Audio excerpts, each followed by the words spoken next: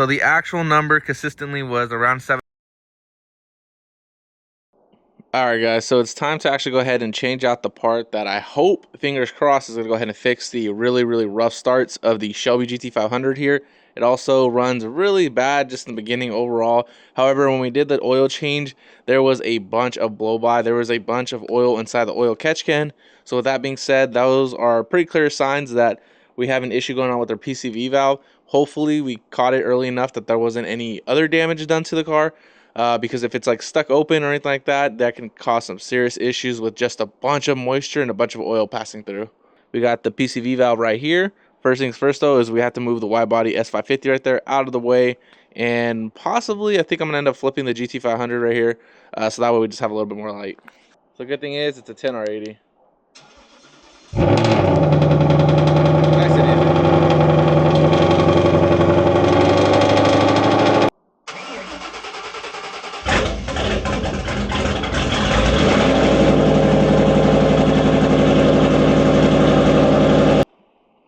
Alright, let's go ahead and open this hood up, and bam, this thing is just beautiful.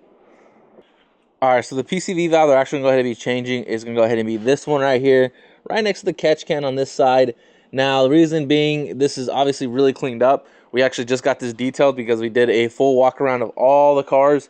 And with that being said, before we cleaned it up though, there was so much residue on that side. So basically, there's a lot of air, moisture. I don't know what's going on with it, but we need to go ahead and pull that thing out and replace it right now. So this is the oil catch can that we rely on, catches all the blow-by.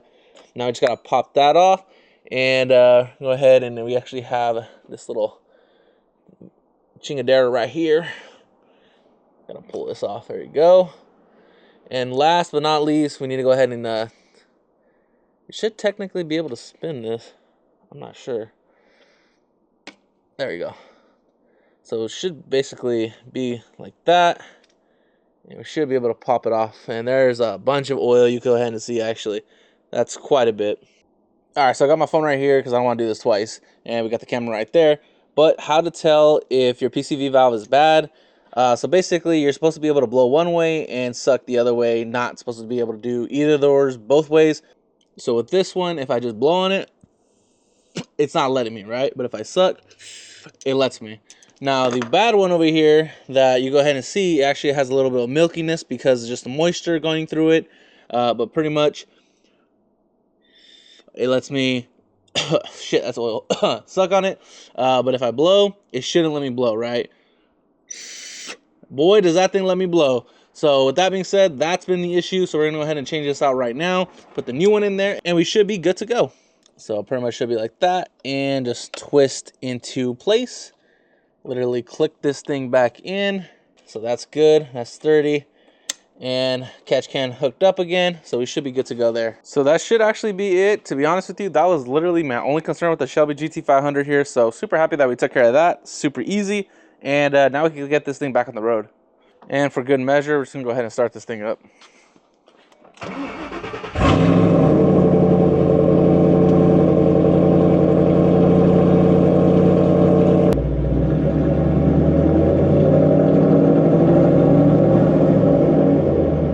Yeah, before it was really struggling just to kind of lift RPM steadily. A slow rev was really difficult before, so definitely fix that issue. Let's go. So we're just topping off on the E85 here. We're actually go ahead and finally throw this thing on the dyno so we know how much it actually makes with the VMP GEN 3R and some E85. With that being said, we do have a 45-minute drive before we actually even get to the dyno. So we're going to go ahead and hop back in that thing and get on the road because I'm already running late. All right, so the day has finally come. We have the 2011 Shelby GT500 here. It does have the VMP GEN 3R E85, so we're about to find out how much power this actually go ahead and actually make.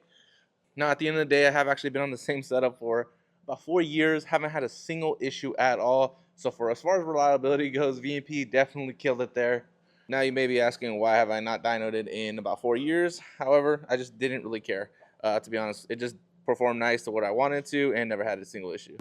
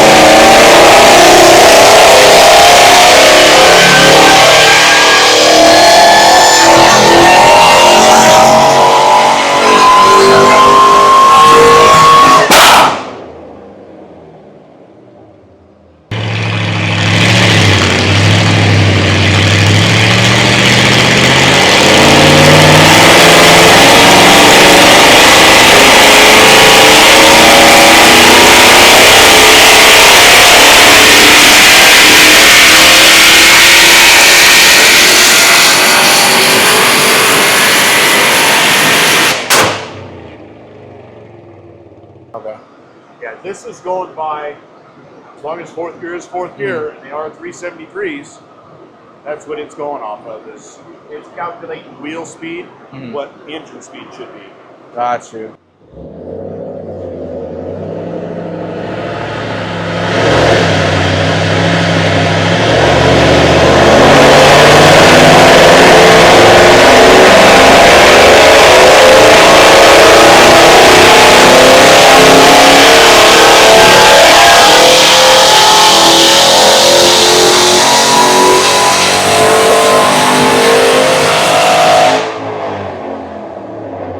Now the moment you guys have been waiting for, how much is this 2011 5.4 here Shelby GT500 with the Gen 3 on E85 actually making?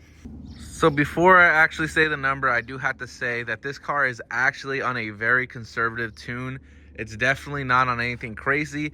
I made it very clear when we got this car tuned a couple years ago that I wanted this thing to last a very long time. I didn't want to risk at all blowing the motor. So with that being said, there is so much more timing we could throw at this. However, because I want it on the safe tune and everything that we have done on it now, so the actual number consistently was around 730 to the wheels.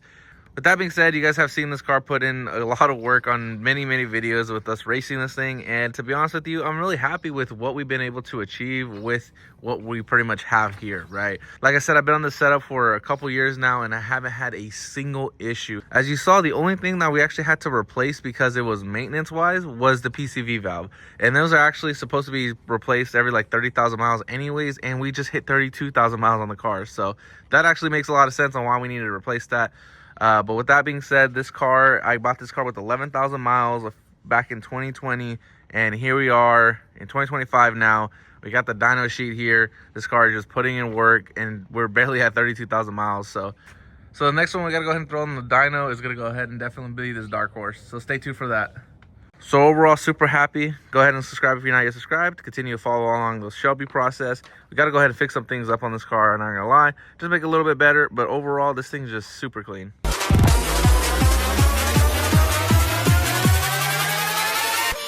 So